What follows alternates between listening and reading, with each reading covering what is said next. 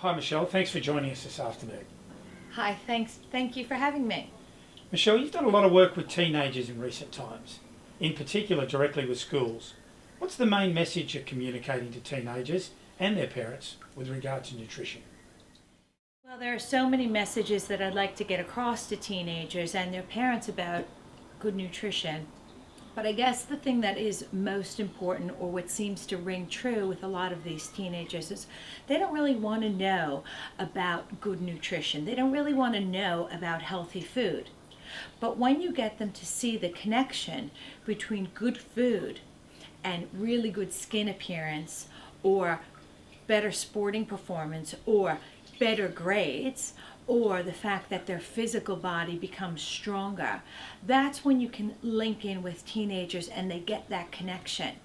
Sometimes when we even talk about the fact that they can get a bit of brain fog in class, and it can be related to the foods that they eat, and when they gain that connection, they really get the fact that good nutrition is a fundamental thing that they need to do every day. So by eating 5 times a day, good quality food can be as important to them as going to a dermatologist for good skin, or going to a hairdresser for shiny skin. You can get that all through good quality nutrition. I saw in the Queenwood School video a large emphasis on what you call hidden sugars. Can you tell us about this concept and how this affects teenagers in particular? Yes, definitely. Talk a lot about hidden sugars with teenagers, as well as the sugar monster, which is often made reference to in a few of the articles that I write.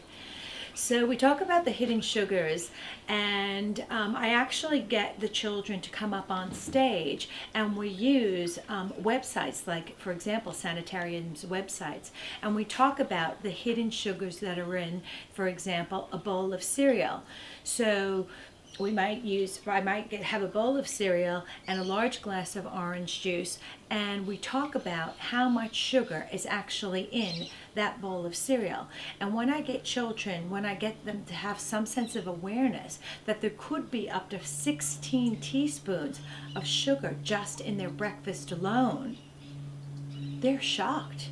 They can't believe it. And when I take the 16 teaspoons out and I put it into a clear glass, and I fill it up with water, and I ask them if they would drink that, they all look at me like, absolutely not.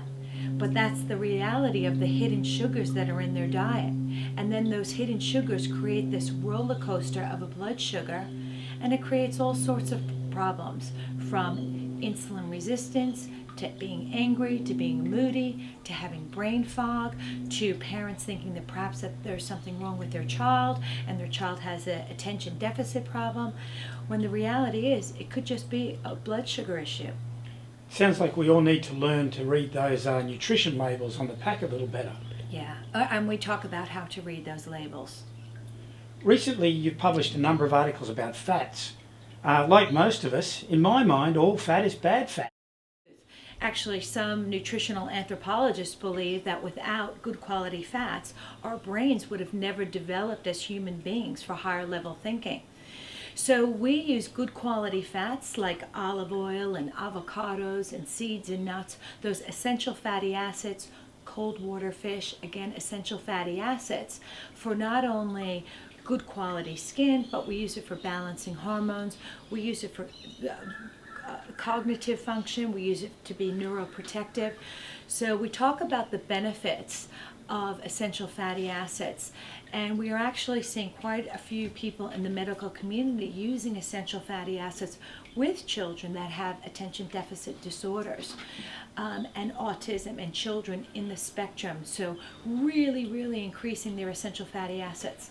Not only do essential fatty acids do that, but in terms of hunger and cravings, it really dampens down your hunger and cravings for particularly sweets. So yes, there is go the good fat. I noticed there's a lot of demand in your business, A Healthy View, for advice and talks and guidance on sports nutrition, and I know it's a real passion of yours. I did read recently, though, at one of your presentations, you got quite animated with some athletes about the use of protein powders. I'd be interested in you telling us a little more about that conversation and your thoughts on these powders and supplements. The concept or the thought of using protein powders to increase their protein always comes up, particularly with teenage boys. And what I'm finding is that many of these boys are purchasing these protein powders from all sorts of places, and quite often they're purchasing them from mail orders or order places. Now, I like some protein powders, and I think a protein powder, a good quality protein powder, can be really beneficial for an athlete or somebody who might be coming off a severe illness, or, well, it just depends on the health condition. But do I promote protein powders? What I say to people is beware. All protein powders aren't created equal.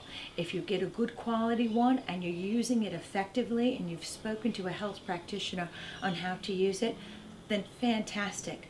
But I would not be consuming anything that comes with a warning label, as many of these protein powders do, to say that consumption of these can affect your kidneys, can affect your testosterone level.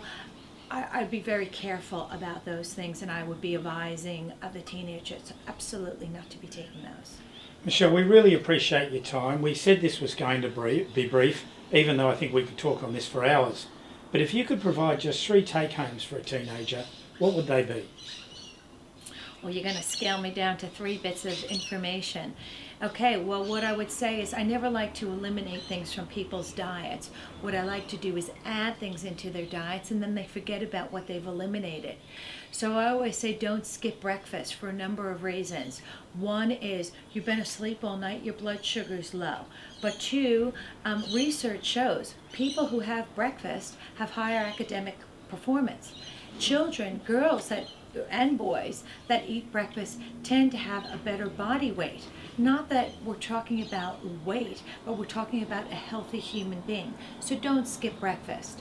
The second thing to think about is how to keep your blood sugar in a tight range. So if you don't know about hidden sugars, start to be aware of them and have a look and become a label reader. I know that kids really like to get into it once they learn how easy it is to find out the hidden sugars. And lastly, have fun with food. Food should be a joy. Food shouldn't be an issue. Make fun healthy. Make food healthy. Make food nutritious. Incorporate a wide variety of colors into your diet. The wider the variety of colors, the more vitamins, the more minerals, the more phytonutrients that are incorporated in your world. But have fun with food. Life is food should be about the 80-20 rule. 80% of the time, try to do the right thing, try to eat the right thing, and 20% of the time, don't worry about it so much. Thanks for your time. Michele, thank you for your time. Michele can be found at www.healthyview.com.au. Thanks for joining us. Thank you. Michele at A Healthy View has helped me by making a better diet and eating different things and making my skin clearer. Michele has really benefited our family from getting us to eat the good small things that really make a big difference. Well, I had a bit of acid reflux, which came from me not having, from having too much protein. And did that cause you some discomfort? Yeah, quite a bit of discomfort. And what did you learn about that? What made it better? What did A Healthy View do for you with that in regard to that? Well, it helped me moderate my energy in my sugar intake, and so I wasn't using too much energy throughout the day. Michele came and talked to us as a group, the whole squad of rowers at Queenwood, and just talked through us like what kind of foods we should be eating concerning the level of exercise we were doing, how much water we need to be drinking, all that kind of stuff. Well, from seeing Michele, I've learnt that different foods will cause acne, and I've learnt which ones to eat and which ones to kind of stay away from. And also seeing her has helped me try new things, like eating raw sweet potato with hummus, which is now one of my favourite things. And I never would have tried that without Michele. She showed everyone how much sugar is actually in products, and she actually got sugar and showed us, and I was like, wow. Yeah, definitely. calm and easy approach has lifted my sort of game and my spirits, and made me sort of be more aware of my perspective on eating and how that's helped me perform. What kind of foods we should be eating straight after training, during training, and time frames that we should be eating within, just to make sure that we were really absorbing the nutrients and the energy that the food would give us for the benefit of our muscles and for the benefit of the sport. It was actually surprising to see how much sugar is in just things that you think are healthy, like yogurt and stuff like that. My daughter, aged 26, was diagnosed with quite serious blood sugar and insulin issues, and she faced a medical view of going on to a drug for the rest of her life, or I then referred her to Michele, and she willingly participated in an 8-week changed program of changing her eating, and was then retested at the end of that 8 weeks. And we're very delighted to say that all her issues are gone, and she's now enjoying an absolutely normal state of being regarding those issues, and is in fact feeling better than she's felt for a long time. I feel fuller for longer. So I'm not having constant snacks throughout the day. So not as many like packets of chips, and just lots of more of good food. But the advice Michele gives isn't hard or unsustainable. It's definitely something that you can keep up and really use throughout the rest of your life, so it's a life skill.